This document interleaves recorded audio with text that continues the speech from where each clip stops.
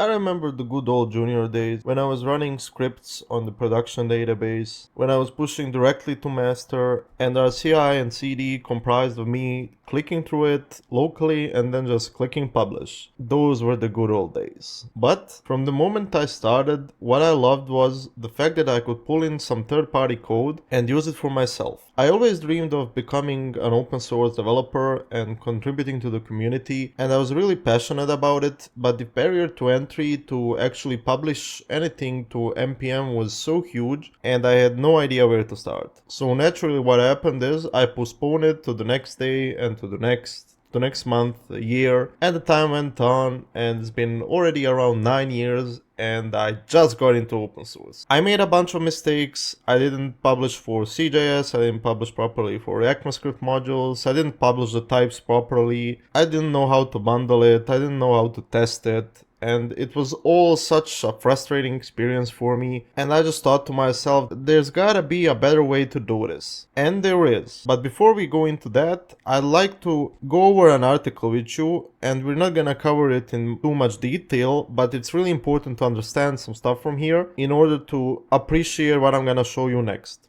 So the article I wanna go through is How to Create an NPM Package by Matt Pocock. I hopefully didn't butcher his name. He's a really cool TypeScript dude, you probably know about him. He did Total TypeScript, he does courses, he does a lot of video content as well. A while ago he published this article, and it's basically a guide for how to publish a package to NPM, and it's huge. If I go through all of this, it would probably take me like 20 minutes just to read it out loud. So that's not what we're gonna do. What we're gonna do actually is we're gonna read through this starting part here, and let's see what the article itself includes. As you can see, it's not a minimal guide. And what this sets up is a fully production-ready package from an empty directory. And it includes the following things: Git for version control, TypeScript for writing out code and keeping it type safe, prettier, are the types wrong CLI, TSUp, vtest, GitHub Actions, change sets, and a few other things that he mentions along the way. And what if I told you there's a ready-made template with all of this included out of the box, and you just need to write your code that you want to publish? Well, this is where open source stack comes in. So a quick disclaimer here, I actually wrote this public template, and if you don't know who I actually am a maintainer of around 10 open source packages, and after like writing 3 of them, I was just so sick of doing it all from scratch every time that I decided to create a template for myself. And this template is basically what Matt wrote in his article, but made into a template. And this template I actually wrote before the article, and I was kind of surprised that he wrote the article on how to do it, and it almost included everything I already added into the template, so I was really happy to see that. With the exception of that I have a bunch of other things that are missing from the article. It's a little bit more opinionated. I don't use Prettier and ESLint, I use Biome. I don't use Husky, I use Left Hook and stuff like that. I also have package.pr.new, and that's an awesome application that allows you to publish every pull request as a new package version. So what you can do is you create a fix for an issue, you send it to your user who had the issue, and he tests it out with your URL, and he gives you the green light, and then you just merge it into the actual stack and you fix the issue. So let me show you how quick it is to set up a new NPM package with this, and we're actually gonna publish one, which I'm gonna destroy at the end of the video, but it's for a demonstration purpose only, so let's get into it.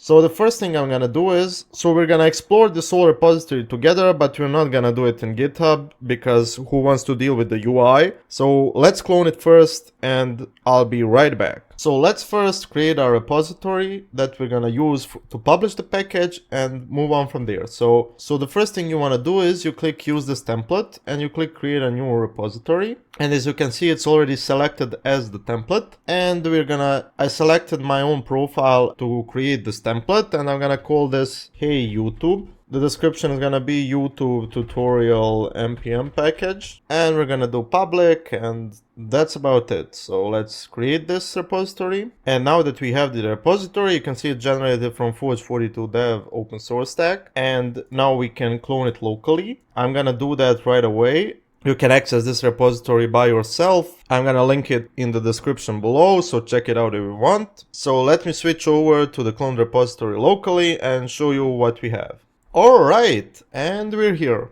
So, what does this contain? So let's begin with the package.json. And I zoomed out a little bit so it's easier to follow. So, first of all, we have the name. And if you want to change this to be your own package, you can just copy this here, use the search in VS Code, and then just replace this with your name. So this will be probably something like Hey YouTube in our case, because that's the repository name. And I'm gonna do replace. And now we have Hey YouTube. So let's go over it. So first thing that I want to cover, these three things. So the main, the module, and the types. So in older Node versions, which are pretty old, I think it's from version 12 or something like that, they added the exports in package.json, but before then there were no exports, so you had to define your main module on the root of the package. So the main here is basically the main entry point for your application in CJS. So that means if your user is using a CJS version of whatever project is running this in,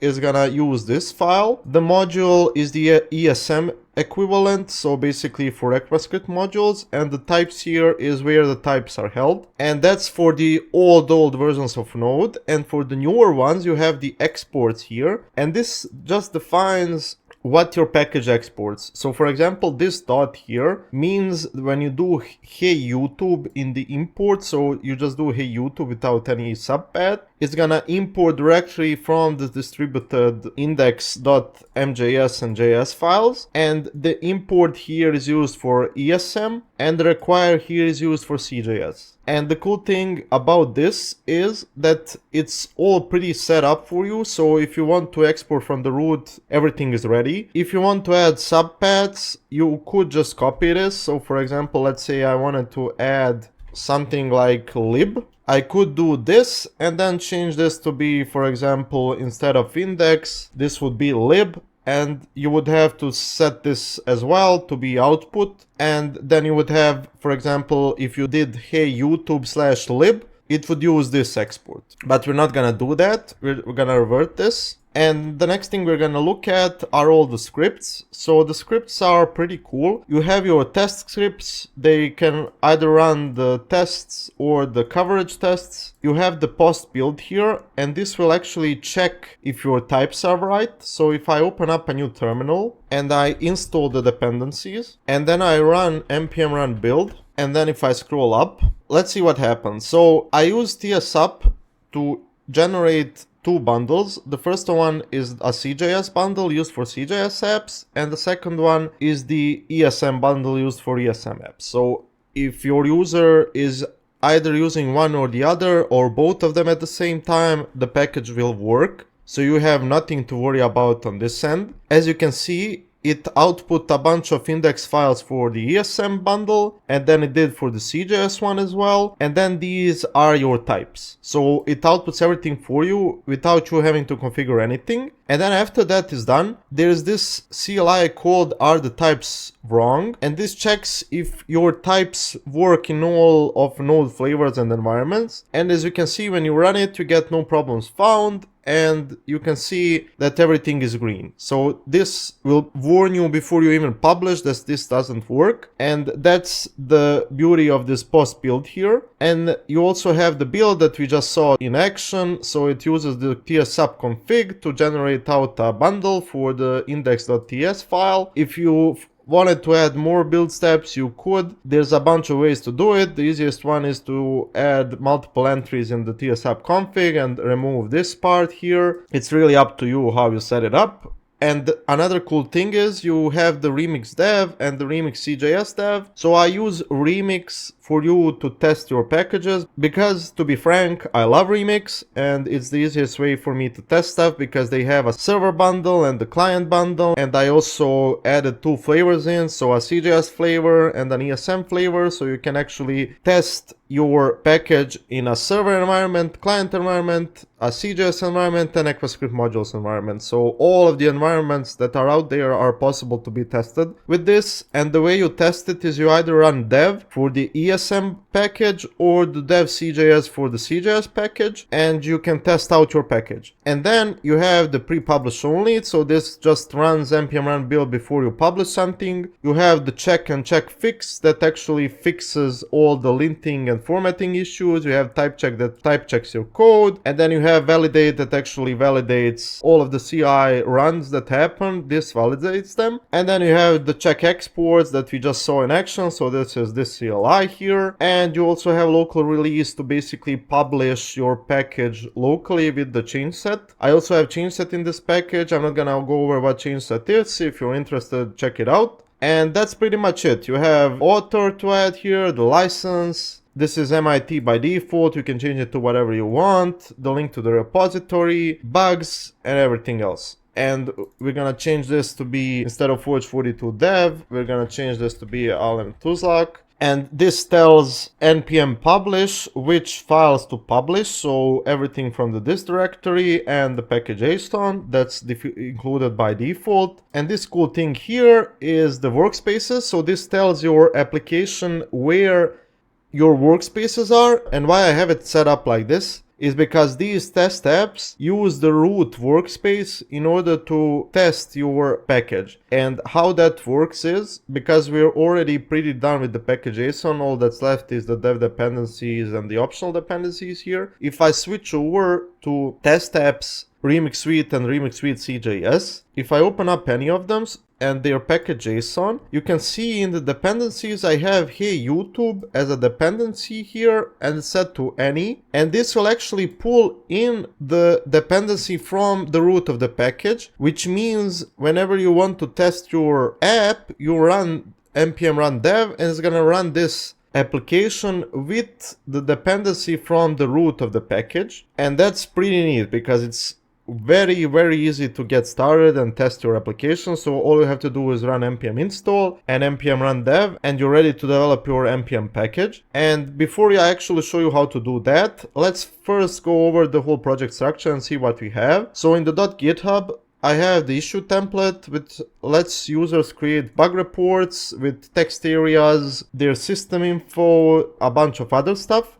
Then we have the config that allows you to set a Discord link or anything else. Basically, when you want to add an issue, it's like, hey, here's an issue, here's a feature request, and other stuff you can do. And this is a link to a Discord server. And then we have the feature request that allows users to ask for a new feature. It also adds the labels by itself. You have the label in the project. And that's it for the issue templates. You have the workflows. The workflows are threefold. The first one is the publish commit. So this is an implementation of package.json, and this allows you to publish PRs as new versions. I already explained this, and it's a pretty simple thing here. It just runs npx package.json, and that's it. So the publish one here automatically publishes your package to npm.js.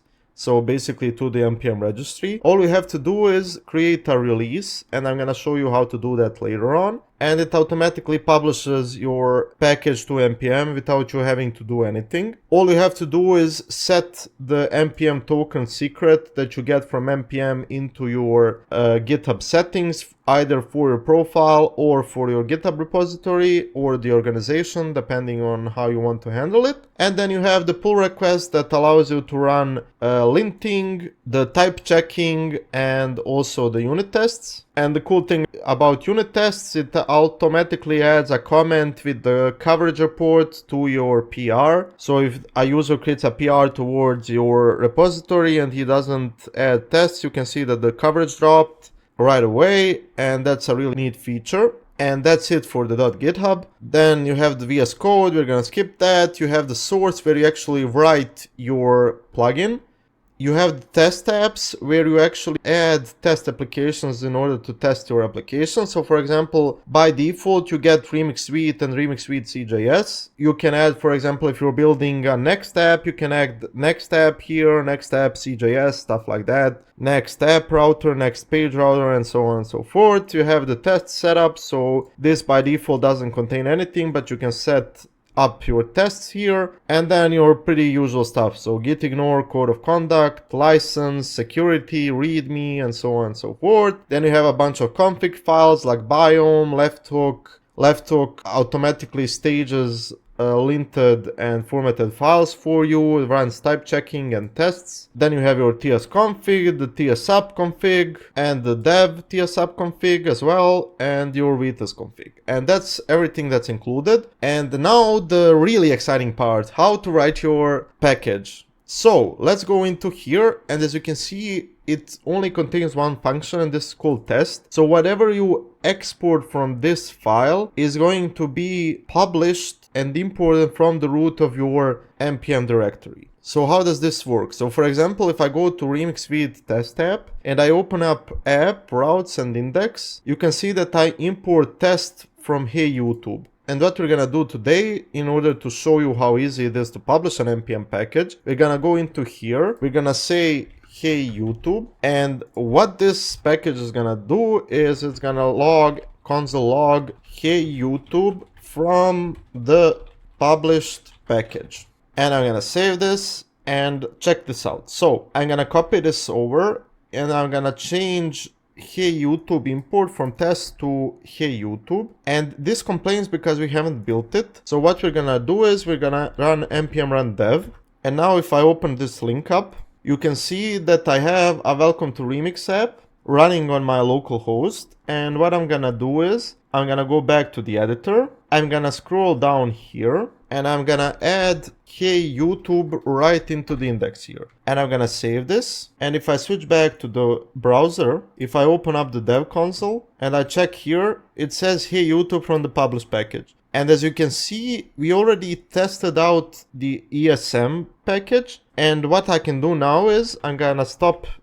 the dev server. I'm gonna switch back to VS Code, and then I'm gonna run npm run dev CJS. And before I do that, I'm going to open up the Remix Vite CJS, and I'm gonna do the same thing. So here I'm gonna change this to Hey YouTube, and again I'm gonna add Hey YouTube here, and I'm gonna save this, and I'm gonna run npm run dev CJS. And as you can see, it's also logged in the CJS package that is right here. And this way you can test your package right away locally, know it works, and then you can publish it confidently without worrying, oh my god, is this gonna work for everybody? Because this works for every flavor of JS runtime there is out there. Or to be more specific, this simple example works for every runtime. If you're building some complex NPM packages, you might have to worry about those things later on. But to get you started, this has you covered. And all we had to do is change the code here. And for example, if you don't want to implement your package right away into here, you could create folders, you could create anything else, and then import it here and then export it from here. So for example, you could create hey.ts here, and then you copy this over, and then here you import from Hey YouTube from Hey, and then you export it, for example, and then you save it, and this is gonna rebuild. You get the latest changes in your running dev server, and then you can test it again. And now for the fun part. So I'm gonna push this to GitHub. I'm gonna do initial commit, and check this out. So when I try to push this, first of all, I ran biome, which fixed all of the files in the project in like 0.0 seconds. Then I ran the tests, but the issue is that the tests don't work because I had the dummy test function and it doesn't exist anymore. So what I can do is I can change this to Hey YouTube, and I can change this as well and save it. And then I run the CI again, and then as you can see, everything passed, and I actually pushed this commit to GitHub. So you can see it already has the whole pre-commit hook set up for you. It's lightning fast, so you don't really need to wait for like 40 seconds if your project grows, because it uses biome and left hook. And as you could see before, biome actually fixed one file, and before that it fixed 3 files. and all of these files have been added to the commit without me having to do anything. So even if you don't lint your project, you don't have to worry about it. Everything is done for you behind the scenes, and that's pretty much it. We have pushed this commit to GitHub, and now if I switch over to my browser and we refresh this page, we can see all of these tags here, and this needs to be published to NPM in order to populate this. Because we changed the README, this is gonna work after a while, it just doesn't work right now. And you can see it's the default README, so you would probably want to change your README before you actually publish your package. And what we wanna do now is we want to create a new release. So if you saw, the workflow automatically publishes new releases. So all you have to do here is write a new tag, so version 1. We generate the release notes, and then obviously you can write your own. And when I click publish, if we go to actions, you can see that version 1 is being published to NPM. And if I open this up, this is probably going to fail either because I don't have the access token or because the name exists, but let's just see what happens. As you can see, it's building the package, it checked the types, and we here die because, yeah, so I don't have the auth token on my profile. So this would actually publish the package for you if I had the token set. So what we're gonna do is we're gonna go to VS Code and we're gonna publish it manually. So we're gonna do npm publish. So this builds your package, runs are the types right, and then asks you to log in. And I'm gonna use my two-factor authentication to actually allow this. And there we have it. I just allowed it, and we just published Hey YouTube version 1. And you can actually right now run npm install Hey YouTube, and it just added it to our repository. And if I check my package.json, in the dependencies, I can see Hey YouTube version 1, and I can actually now this is pretty funny, I can actually import it from the package itself. So for example, Hey YouTube from Hey YouTube as Hey from Hey YouTube. And as you can see, this works. So if I console logged it here, it would actually work. And we just published our package in like, what, 2 minutes, 3? Imagine if I didn't like go on and ramble about the whole template for like 15 minutes. This video would have been like a short that I published on the channel instead of an actual video, because it's this easy to publish a package to npm with everything you need out of the box. This would work for anything: component libraries, backend packages, front-end packages, mixed packages for both front-end and backend, everything. And that's pretty much it. I hope you enjoyed this one. I really love open source, and I'm really kind of a sucker for templates. So if you really want to publish something to npm,